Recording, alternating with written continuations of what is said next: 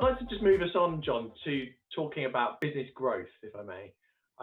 So you've scaled businesses, and you've worked on both sides of the fence, both as the business owner and the investor.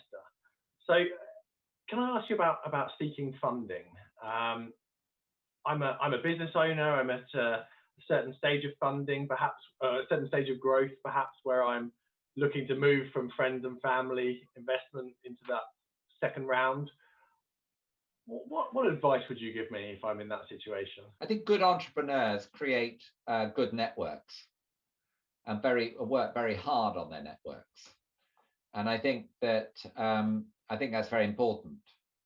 And I think you often have to talk to investors long before they actually write a check.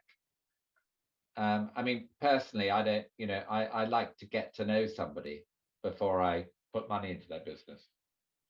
And I'll sometimes say no on the first round and then invest in the second round if I feel uncomfortable about it.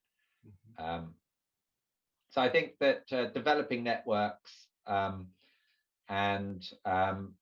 think we're very lucky. I mean, a couple of my investments have found me through LinkedIn.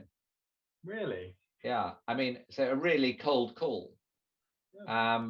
And it's very interesting. I mean, now, one of them, 3 years down the line, I feel I've known, the two entrepreneurs for years. But actually, it was, if you like, a blind date over LinkedIn. So I think you can, in terms of finding angels, I think you can find them. I think there are all sorts of interesting angel funding organizations. I think they're very useful.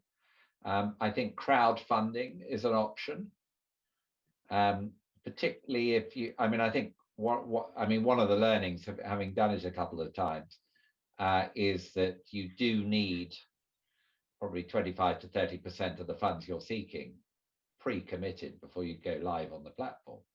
Right. But crowdfunding is becoming more and more mainstream. I think Crowdcube have now got 1 million investors.